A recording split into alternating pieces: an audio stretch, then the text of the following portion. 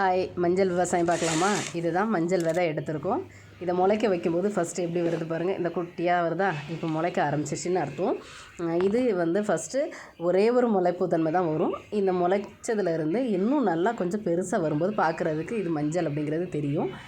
மஞ்சள், இஞ்சி எல்லாமே பொதுவாகவே இந்த மாதிரி தான் வரும். இதுக்கு சரியான மாதம் என்னன்னு பார்த்தீங்கன்னா மே மாதம் தான் சரியான மாதம். இப்போ பாருங்கள், இந்த மஞ்சள் ஒரு 1 மந்த் ஆயிடுச்சு அப்படின்னா எவ்வளோ அழகாக வருது பாருங்கள். ஃபஸ்ட்டு தழுக்கும் போது பார்க்குறதுக்கு ரொம்ப ரொம்ப அழகாக இருக்கும். எனக்கு இந்த டைமில் ரொம்ப பிடிக்கும் இந்த செடியும். மஞ்சள் கிழங்கு பொறுத்த வரையில் ஜூன் மாதம் மே மாதம் தான் சிறந்த மாதம். இப்போ ஒரு இலை விட்டுருச்சு, இப்போவும் ரொம்ப அழகாக இருக்குது.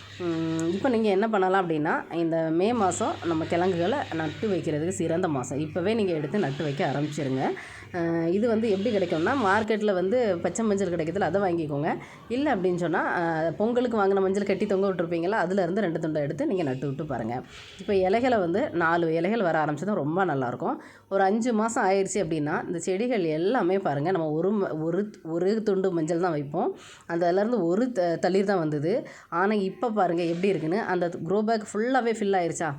இப்படின்னா என்ன அர்த்தம் அப்படின்னா, எவ்வளோ கிழங்குகள் புதுசாக வைக்க ஆரம்பிக்குதோ அவ்வளோ செடிகள் புதுசாக மேலே வரும்.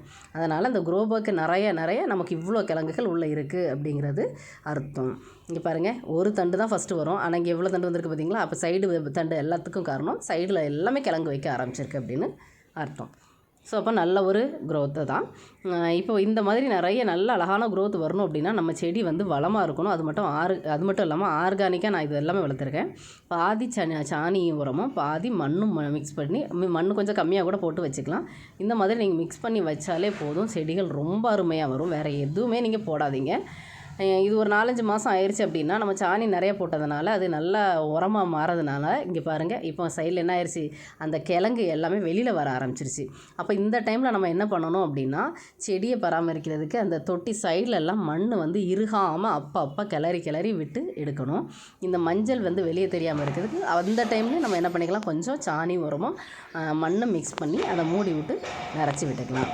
சில நேரம் என்ன ஆகும் அப்படின்னா, செடியில் பூக்கள் வரும், சில செடிகளில் பூக்கள் வராது. நல்ல முதிர்ச்சி அடைய ஆரம்பிச்சிச்சு அப்படின்னாலே பூ வர ஆரம்பிச்சிடும். இந்த முறை நிறைய செடியில் நமக்கு பூ வந்தது. சில டைம்லாம் ஒரு செடியில் தான் பூ வரும். ஃபஸ்ட்டுலாம் பார்த்திங்க அப்படின்னா நம்ம செடியில் பூவே வராது. இப்போ நான் இதை வச்சு நான் 8 வருஷமாக நான் இந்த ஒரு மஞ்சள்லேருந்தே இவ்வளோ மஞ்சள் எடுத்து கொண்டு வந்துட்டுருக்கேன். இப்போ பார்த்திங்க அப்படின்னா பூ வைக்க ஆரம்பிச்சிருக்கு. இப்போது அந்த செடி காஞ்சதுமே நம்ம தண்ணி ஊற்றுறதை விட்டுறணும். ஏன்னா அந்த தோகை எல்லாமே காஞ்சி போயிடுச்சு பார்த்திங்களா. இதுக்கப்புறம் தண்ணி ஊற்றுறதை விட்டுட்டு ஒரு வாரம் அந்த தொட்டியில் தண்ணி ஊற்றாமல் விட்டீங்க அப்படின்னா சூப்பராக காஞ்சிரும். அதுக்கப்புறம் நம்ம என்ன பண்ணிக்கலாம் அப்படின்னா, தட்டி அறுவடை பண்ணிக்கலாம். இப்போ நான் இதுக்கு க்ரோ பேக்கை நான் சூஸ் பண்ணதுக்கான காரணம் என்ன அப்படின்னு சொல்லி பார்த்தீங்க அப்படின்னா, நம்ம ஹார்வெஸ்ட் பண்ணி எடுக்கிறது ரொம்ப சுலபம். இப்படி தூக்கி தட்டினீங்கனாலே போதும், எல்லா பக்கமும் லைட்டாக ஒரு டச் பண்ணி குத்தி எடுத்திங்கனால ஈஸியாக எடுத்துக்கலாம். இது தொட்டியில் நீங்கள் வச்சிங்கன்னா இந்த மாதிரி நம்ம எடுக்க முடியாது, ரொம்ப கஷ்டமாக இருக்கும். இங்கே பாருங்கள், நம்ம வீட்டு மண் நல்ல மண் அப்படிங்கிறதுனால சாணி சூப்பராக போடுறதுனால எவ்வளோ மண்புழு இருக்குதுன்னு பாருங்கள். இவங்களே நம்ம தொட்டியை வளமாக வச்சுப்பாங்க. நம்ம கொடுக்குற சாணி உரம் செடிக்கு கிடையாது, மண்புழுக்கு. அவங்க சாப்பிட்டு நம்ம நல்ல ஒரு உரமாக மாற்றி நம்ம செடிக்கு அவங்க கொடுக்குறதுனால நம்ம கிழங்குகள் சூப்பராக வரும். க்ரோ பேக்கில் நம்ம வைக்கிறதுக்கு இன்னொரு ரீசன் என்ன அப்படின்னு பார்த்தீங்கன்னா, எப்பயுமே நம்ம செடிக்கு வீக்லி ஒன்ஸ் ஆகுது மண்ணை கொஞ்சம் கிளறி விடணும், சரிங்களா. இது மண்புழுவும் அந்த வேலையை பண்ணுவோம், பட் நம்மளும் சைடில் கொஞ்சம் கிளறி விடுறது ரொம்ப அவசியமான ஒன்று. அப்போ தான் நமக்கு கிழங்கோ இல்லை செடி நல்ல ஒரு இதாக வரும். ஏன்னா ஏர் சர்க்குலேஷன் சூப்பராக இருக்கும். அப்போ நம்ம சின்ன ஃபோக் மாதிரியோ இல்லை சின்ன ஸ்பூன் மாதிரியோ வச்சு நீங்கள் லைட்டாக கிளறி விட்டுக்கலாம். அது தொட்டியை விட க்ரோ பேக் சிறந்ததாக இருக்கும். அது மட்டும் இல்லாமல் நீங்கள் எந்த க்ரோ பேக்கில் வச்சா இது கரெக்டாக இருக்கும் அப்படின்னா, நான் 3 விதமான க்ரோ பேக் இதுக்கு சரியாக இருக்கும். என்ன அப்படின்னு பார்த்தீங்கன்னா, ஃபஸ்ட்டு ஒன்று, உயரம் 9 அகலம் 12 இருக்கிறது நீங்கள் எடுத்துக்கிட்டிங்கன்னா அந்த க்ரோ பேக்கில் 2 மஞ்சளுக்கு சூப்பராக இருக்கும். ஒரு மஞ்சள் வச்சாலும் சூப்பராக வரும்.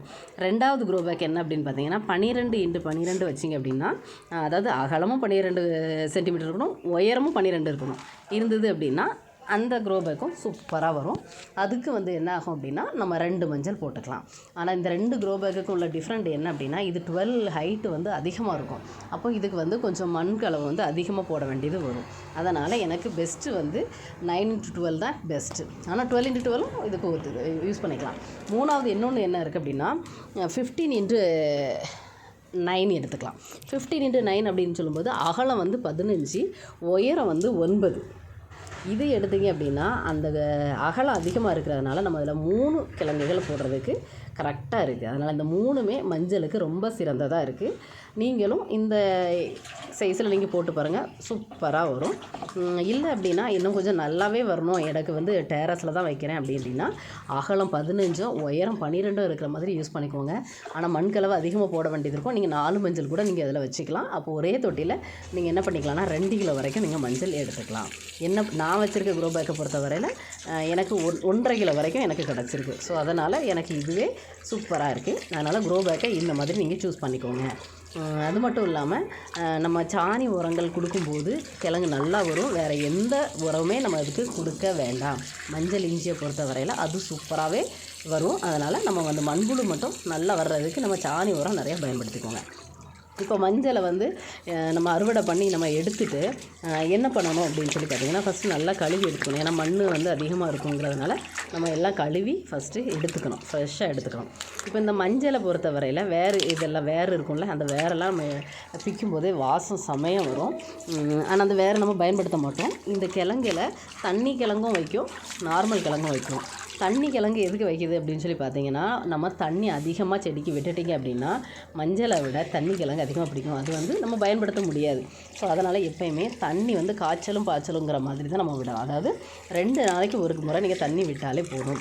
அதிகமாக தண்ணி விட்டிங்கனாலும் நமக்கு கிழங்கு அதிகமாக வராது, தண்ணி இல்லாமல் போனாலும் நமக்கு அதிகமாக கிழங்கு வைக்காது. அதனால் நம்ம மண் வந்து இறுகி போயிடும். 2மே தண்ணி அதிகமாக ஊற்றினாலும் மண் இறுகும், தண்ணியே இல்லைனாலும் மண் இறுகும். அதனால் அப்பப்போ மண்ணை வந்து நம்ம கொஞ்சம் கிளறி விட்டு நம்ம அதை எடுத்துக்கணும். ஃபஸ்ட்டு மண் வந்து எப்பவுமே லூஸாக இருக்கிற மாதிரி பார்த்துக்கோங்க. அதே மாதிரி கிழங்கு வைக்க ஆரம்பித்ததுக்கப்புறம் இந்த டூல்ஸையோ இல்லை ஸ்பூனையோ வச்சு நம்ம கிளறக்கூடாது. கிளறணும் அப்படின்னா அந்த டேமேஜ் ஆக வாய்ப்பு இருக்குது. ஒரு கிழங்கு அழுகிச்சுன்னா மற்றபடி எல்லாமே அதில் பூச்சிப்பட்டு அழுக ஆரம்பிச்சிடும். அதனால் நம்ம கையை வச்சு கிளறி விட்றதே பெஸ்ட்டு. நான் எப்போயுமே அதுதான் பயன்படுத்துவேன். அடுத்தது இந்த மஞ்சளை வந்து நல்லா கழுவி எடுத்துக்கணும். இதில் வந்து 3 விதமான மஞ்சள் இருக்குது, சரிங்களா? பொதுவாக வந்து தாய் மஞ்சள், குண்டு மஞ்சள், விரலி மஞ்சள், 3 மஞ்சள் சொல்லுவாங்க. இப்போ தாய் மஞ்சள் அப்படின்னா என்ன அப்படின்னா, இப்போ நம்ம முளைக்கிறதுக்காக நம்ம ஒரு கிழங்கு எடுத்து முளைக்க வைக்கிறோம்ல, இந்த கிழங்குல இருந்து தான் தளிர் வரும்.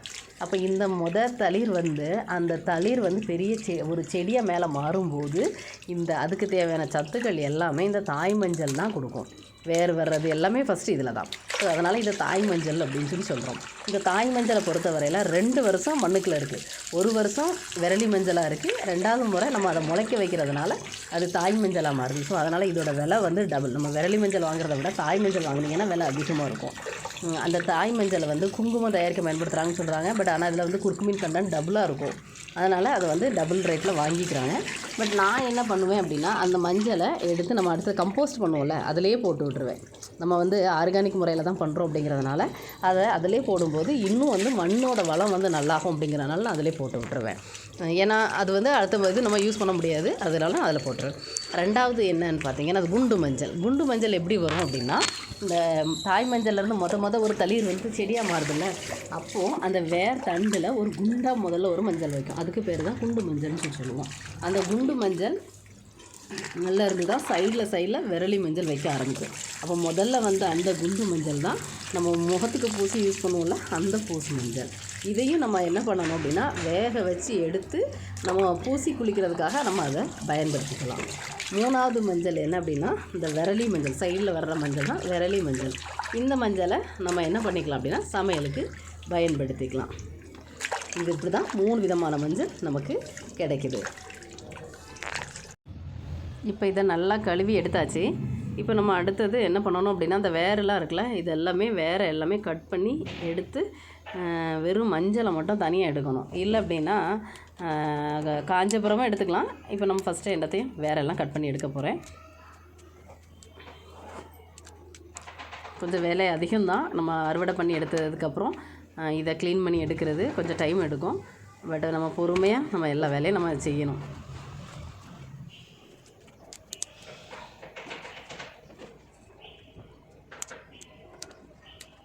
நான் வந்து முழுசாக பிச்சு எடுக்கணும் அப்படிங்கிறக்காண்டி, அதாவது ஒரு கிழங்குல நமக்கு எவ்வளோ கிடச்சிருக்கு அப்படின்னு வெயிட் போட்டு பார்க்கணும் அப்படிங்கிறதுக்காக பொறுமையாக எடுத்தேன். இல்லை அப்படின்னா நம்ம டக்குன்னு நம்ம பிடிங்கி எடுத்து எல்லாம் பிச்சு எடுத்து நம்ம க்ளீன் பண்ணால் ரொம்ப ஈஸியாக வேலை முடிஞ்சிடும். நான் வந்து அப்படியே ஒரு கட்டாகவே மொத்தமாக தெரியணுங்கிறக்காண்டி எத்தனை கிலோ இருக்குங்கிறதுக்காகவே நான் அந்த மாதிரி எடுத்திருக்கேன். அதனால் இது கொஞ்சம் வேலைகள் அதிகம், அதாவது பிய்யாமல் பார்த்து நான் எடுக்கிறேன்.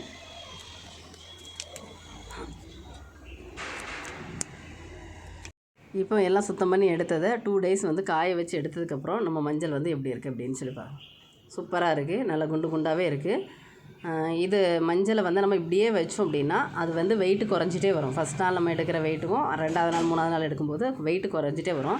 இப்போ பார்த்தீங்களா, இதுதான் குண்டு மஞ்சள் தெரியுதா, இதான் முளைச்சி வந்த நம்ம குண்டு மஞ்சள். இதுதான் சூப்பராக இருக்குல்ல, நல்லா பெருசாக வந்திருக்கு.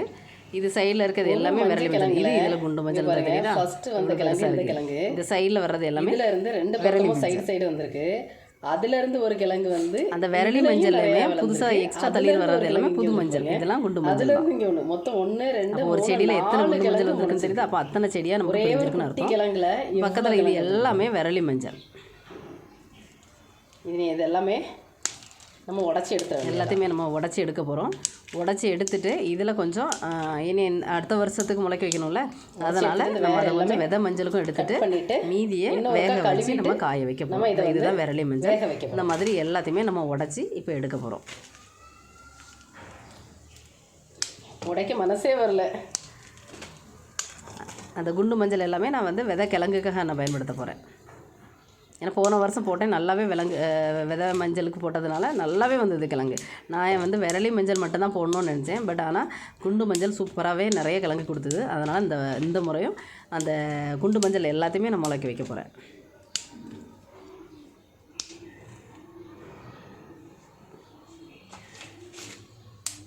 உடைக்கிறதுக்கு ரொம்ப அருமையாக இருக்கும்.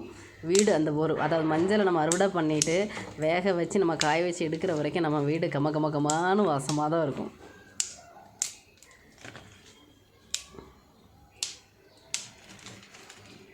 நம்ம மண்ணில் வச்சு நம்ம அறுவடை பண்ணுறதுக்கும் நம்ம தொட்டியில் வச்சு அறுவடை பண்ணுறதுக்கும் ரொம்ப டிஃப்ரெண்ட் இருக்குது. பட் சூப்பராகவே வருது. எந்த வித கஷ்டமும் பட வேண்டாம். எந்த ஒரு இது ஃபெர்டிலைசரோ எதுவுமே கொடுக்க தேவையே இல்லாத செடிகள் அப்படின்னா இந்த மஞ்சள். ஆனால் வாரத்துக்கு ஒரு முறை மண்ணை மட்டும் லைட்டாக கிளறி விட்டுகிட்டே இருங்க. அதாவது டைட் ஆகாத மாதிரி பார்த்துக்கோங்க. தண்ணியை வந்து அதிகமாக விடாதீங்க. 2 நாளைக்கு ஒரு முறை விட்டிங்கனாலே போதும். மண் ஈரமாக இருந்தால் தண்ணி விட வேண்டவே வேண்டாம். எல்லா செடிக்குமே எல்லா நாளும் தண்ணி ஊற்றணும்னு அவசியமே கிடையாது. தொட்டியில் மண் எப்படி இருக்குதுன்னு பார்த்துட்டு நீங்கள் அதுக்கேற்ற மாதிரியே தண்ணி ஊற்றுனீங்கன்னா உங்கள் செடி சூப்பராக வரும்.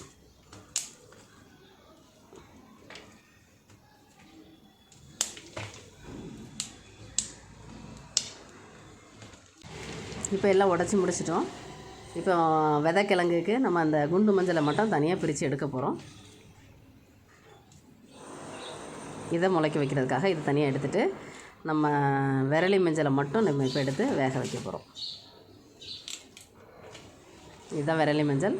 இதை எடுத்து நம்ம எப்படி பண்ணலான்னு பார்க்கலாம்.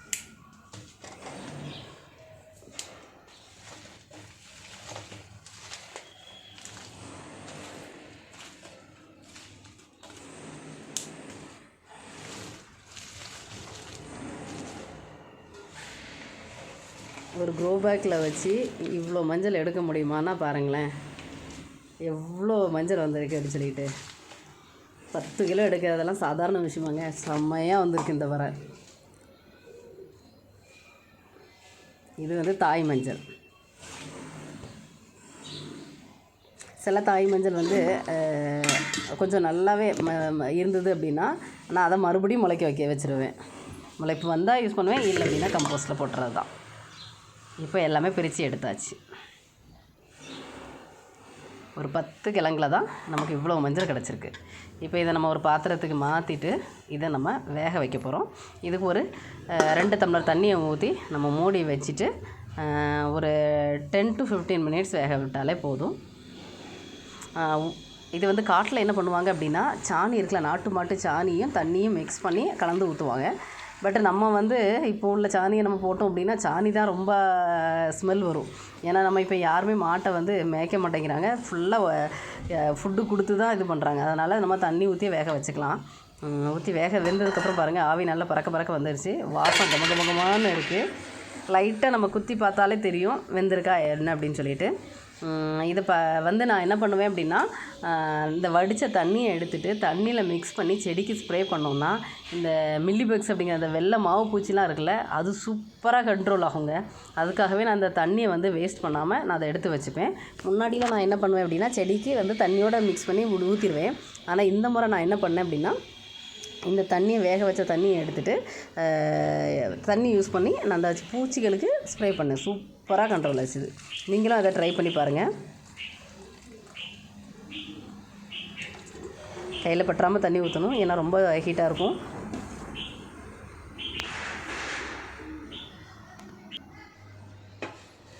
இன்னும் ஒரு வாசம், ஆஹா! இப்போ இந்த மஞ்சளை எல்லாத்தையுமே சின்ன சின்ன துண்டாக கட் பண்ணி எடுத்துக்க போகிறோம். பொதுவாக வந்து தோலை நீக்கிட்டு தான் பயன்படுத்துவாங்க. நம்ம வந்து தோலை நீக்கிறதில்ல. என்ன காரணம் அப்படின்னு பார்த்திங்கன்னா, நம்ம கெமிக்கல் எதுவுமே நம்ம ஆட் பண்ணலை. சில கெமிக்கலை ஆட் பண்ணும்போது அது வந்து அலர்ஜி ஏற்படுத்தும் அப்படிங்கிறதுனால அந்த தோலை நீக்குவாங்க. பட் நம்ம எந்த கெமிக்கல் எதுவுமே போடலை. நமக்கு இது வரைக்கும் நம்ம பயன்படுத்தியிருக்கோம், எந்த அலர்ஜி எதுவுமே வரல அப்படிங்கிறதுனால நம்ம தோலை நீக்கலை. இது நமக்கு ஒரு 2 நாள் காஞ்சிது அப்படின்னா லைட்டாக பிச்சு எடுத்தாலும் தோல் வரும். அந்த மாதிரி எவ்வளோ பிக்க முடியுதோ நான் அந்தளவுக்கு நான் பிச்சு எடுத்துருவேன். அதுக்கப்புறம் நல்லா காஞ்சதுக்கப்புறம் கொஞ்சம் அந்த துணியில் போட்டு உரசி எடுத்தோம் அப்படின்னா அப்பவும் கொஞ்சம் தோல் நீங்கி வரும். அந்த மாதிரி நம்ம எடுத்துப்பேன். ஒரு 2-3 முறை நான் அந்த மாதிரி பண்ணி எடுத்துருவேன். அதுக்கப்புறம் தான் நம்ம அரைப்போம். வெட்டி எடுக்கிறதுக்கு கண்டிப்பாக ஒரு 1 மணி நேரம் 2 மணி நேரம் ஆயிரும். வெட்டி எடுத்துகிட்டு நான் இதை வந்து எப்படின்னா, வெயிலில் போட்டு நான் காய வைக்க மாட்டேன். ஏன்னா நம்ம கட் பண்ண ஆரம்பிச்சிடுவோமா, அதனால் அது வந்து வெயிலில் காஞ்சிது அப்படின்னா அதோட சத்து எல்லாமே போயிடும். நிழல்லையே வச்சு நம்ம காய வச்சு ஒரு 10 டேஸ் காய வச்சு எடுக்கலாம்.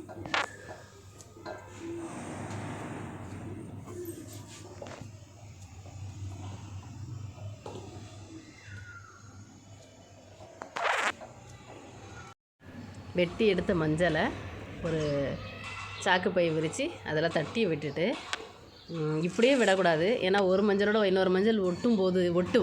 அப்போ அப்படி ஒட்டும்போது அது வந்து காயறதுக்கு இன்னும் டைம் எடுக்கும், நம்ம வெயிலில் போடலை அப்படிங்கிறதுனால.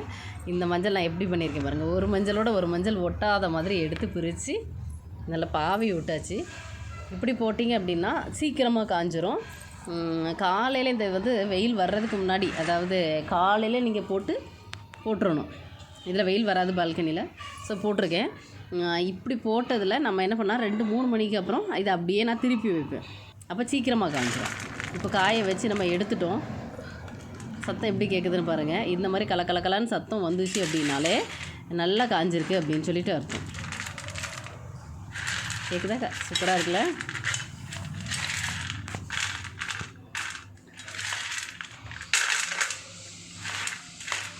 ஒரு வருஷம் நம்ம தண்ணி ஊற்றி நல்லா வளர்த்த செடியில் இருந்து ஒரு மஞ்சளை எடுத்துருக்கோம். அது எவ்வளோ அருமையாக வந்திருக்கு பாருங்கள்.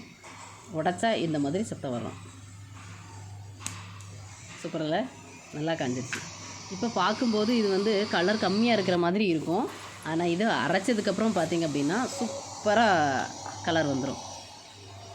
வெளியில் வாங்குகிற மஞ்சளை விட நம்மளோட மஞ்சள் தான் நல்லா கலர்ஃபுல்லாக இருக்கும். இப்போ நான் இதை எதுக்கு வெயிட் போடுறேன் அப்படின்னு சொல்லி பாருங்கள். பார்த்திங்கன்னா, நம்ம அரைக்க கொண்டு போகும்போது நம்ம ஸ்டீல் டப்பாவில் கொண்டு போகிறோமா, அப்போ ஸ்டீல் டப்பாவோட வெயிட்டு வேறு இருக்கும். அதனால் அவங்க வந்து இதை மாற்றி பண்ணிகிட்டு இருக்க முடியாது அப்படிங்கிறதுனால நான் வந்து எவ்வளோ வெயிட் அப்படிங்கிறத நான் முதல்ல அவங்ககிட்ட சொல்லிடுவேன். அதனால் இந்த அளவு எவ்வளோ இருக்குதுன்னு பார்த்துட்டு கொண்டு கொடுத்துருவேன். இந்த மஞ்சளை பொறுத்தவரையில் நீங்கள் வந்து 50% தான் வேக வைக்கணும். 50 to 60% வேக வச்சிங்கன்னா தான் மஞ்சள் எடையும் கொஞ்சம் அதிகமாக இருக்கும். இல்லை நிறைய நீங்கள் வேக விட்டுட்டிங்க அப்படின்னா எடை வந்து குறைய ஆரம்பிச்சிடும். அதே இது நல்லா விளைஞ்ச மஞ்சளாக இருந்ததுனால 4 கிலோ நம்ம பச்சை மஞ்சள் இருந்ததுன்னா வேக வச்சு காய வச்சு எடுத்திங்கன்னா 1 கிலோ கூட எடுக்கலாம். இது நல்ல வேகாத மஞ்சள் நல்ல விளையலை ஒரு 9 மாதத்தில் எடுத்துட்டாங்க அப்படின்னு சொன்னால் அந்த மஞ்சளில் எடுத்திங்க அப்படின்னா 5 கிலோ மஞ்சள் பச்சை மஞ்சள் இருந்தால் தான் நீங்கள் வேக வச்சு காய வச்சு எடுக்கும்போது 1 கிலோ கிடைக்கும். இப்போ இது வந்து 3.25 கிலோ தான் இருந்தது நான் வேக வைக்கும்போது. ஏன் அப்படின்னா நான் ஒரு 1.5 கிலோ வந்து எடுத்துட்டேன் விதைக்காக. 5 கிலோ இருந்தது, நான் விதைக்காக எடுத்துகிட்டு மீதி எடுத்துகிட்டு பண்ணேன். நல்லா விளைஞ்சதுனால நமக்கு இது வந்து ஒரு 3/4 கிலோ காஞ்ச மஞ்சள் கிடச்சிருக்கு. இதை நான் மில்லில் கொண்டு அரைச்சி வாங்கிட்டு வந்துட்டேன். 1 கிலோ அரைக்கிறதுக்கு 50 ரூபா. நம்ம 3/4 கிலோ அப்படின்னு சொல்லி கொடுத்ததுனால அவங்க 1/2 கிலோவுக்கு மேலே இருந்தாலும் 50 ரூபா தான் வாங்குவோம் அப்படின்னு சொல்லிட்டாங்க. ஸோ 50 ரூபா கொடுத்து நம்ம அரைச்சி எடுத்துகிட்டு வந்துட்டோம். இப்போ பாருங்கள், சூப்பரான மஞ்சள் பொடி நம்மளே இது பண்ணி எடுத்தாச்சு. இப்படி சூப்பராக இருக்குல்ல. இந்த மாதிரி நீங்களும் ட்ரை பண்ணி பாருங்கள். ஆர்கானிக்காக நம்மளே பண்ணலாம்.